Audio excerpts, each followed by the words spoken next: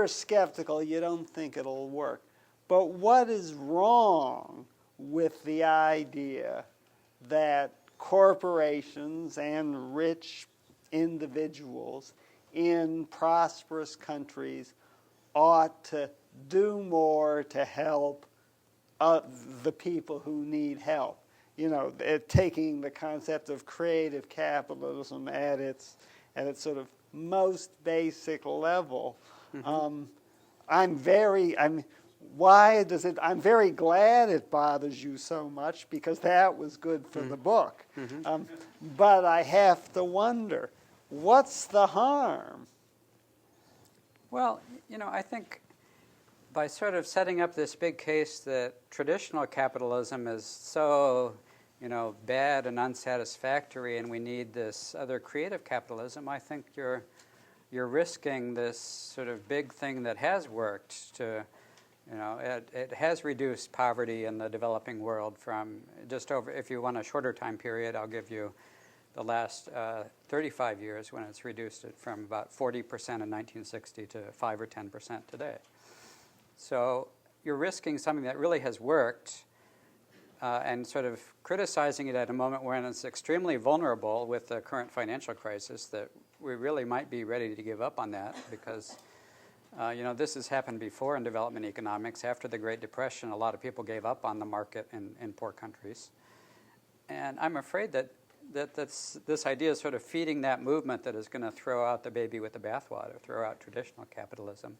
And you're substituting for it something that's, you have to admit, is historically untried, that you're going to have corporations somehow respond to the needs of the poor through some mixture of recognition and profits. This is historically untried. I have my sort of intuitive doubts about whether it will really work. And you're putting in danger the one thing that has been working. Well, you have an amazing confidence in the power of books. And you as a writer, you're such a persuasive writer. People just tell me I'm a good writer for an economist. It's like saying you're a good football player for a midget. Or for an economist. Yeah. So. Your turn. Okay. Well, I have to confess there's one more thing that bothers me about corporate philanthropy. Corporations are really a fiction. Remember that corporations are people. They're owned by people, by all of us. Actually, not by me at the moment. I'm not in the stock market, but they're owned by, a very large segment of American society or world society in the rich countries, dentists and school teachers and auto mechanics. Why should corporate managers be the one that uses our money to do what the corporate managers think is best to try to reduce poverty? I think that's a very good question, and I think I may even side with you on that. And I sense, you have to read a little bit between the lines, that Warren Buffett may side with you on that. There's a very interesting sort of discussion. It begins with Warren saying that they had a program at Berkshire Hathaway where stockholders, they decided how much they were going to give, and there's some sort of maximum in the law of their net profits to charity, and then stockholders could designate the charity for their fraction of the